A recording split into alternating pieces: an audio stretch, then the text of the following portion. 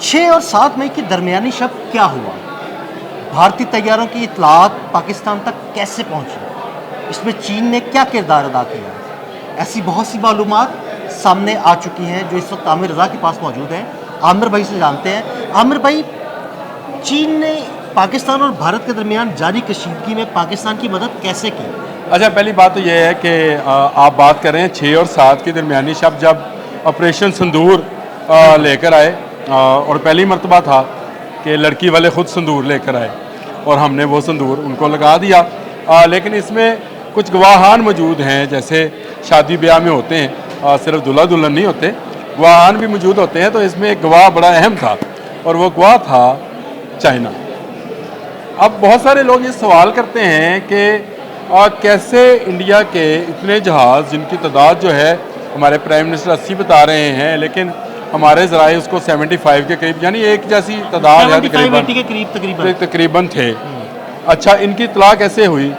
आपको याद है मैंने कुछ अर्सा पहले एक इसी पे व्लॉग किया था कि इंडियन एयरपोर्ट से जो जहाज़ उड़ेगा वो हमारी नज़रों में होएगा, और ये ऐसे मुमकिन है जो कि मैं आपको आज इंकिशाफ करने लगा हूँ कि चाइना का एक सैटेलाइट है जिसका नाम युआंग वेक्सिंग है। अब नाम पे क्योंकि चाइनीज़ प्रोनाउंसिएशन में हमें बहुत सारी, युआंग वेक्सिंग जो है ये स्पेशली बनाया ही आर्मी पर्पज़ के लिए गया था, और इसमें जितना इक्विपमेंट है उसमें ऐसे ऐसे सेंसर, ऐसे ऐसे सेंसिंग सिस्टम्स हैं कि आवाज़, उसकी रफ्तार, उसकी मेकिंग, उसकी किसी भी फ्लाइंग ऑब्जेक्ट की, चाहे वो मिसाइल की सूरत में है, चाहे वो ड्रोन की सूरत में है, चाहे वो एयरक्राफ्ट की सूरत में है, वो चाइनीज़ आर्मी जो कि रेड आर्मी कहलाती है उसके पास पहुंचती हैं, और उनका बाकायदा अलग से इसके लिए कंट्रोल रूम बना हुआ है।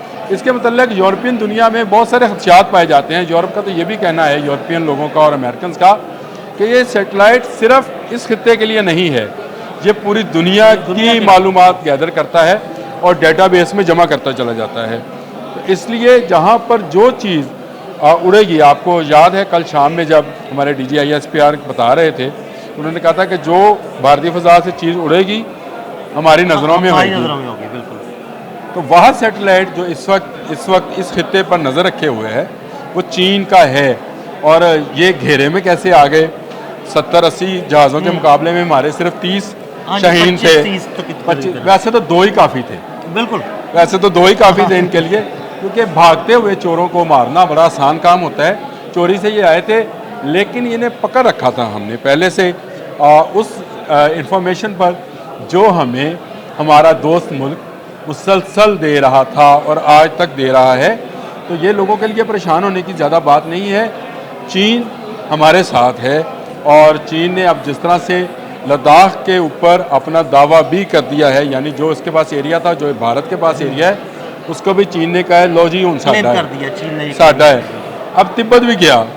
तिब्बत जाने का मतलब ये है, ये आम दुनिया को शायद समझ ना आए, जो पानी की धमकी इंडिया लगा रहा था पाकिस्तान को रोकने की, अगर आप इस पर अलहदा करना चाहते हैं कर लें, वही धमकी जो है अब भारत को खुद लग गई है। दरिया सिंध बच गया, क्योंकि अगर तिब्बत उसके पास जाता है तो तिब्बत से ये निकलता है, आपको भी पता है।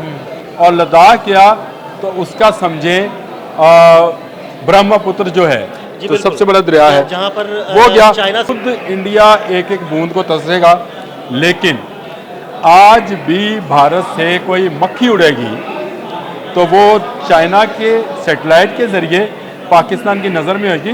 तो अवाम इस बात पे परेशान ना हो।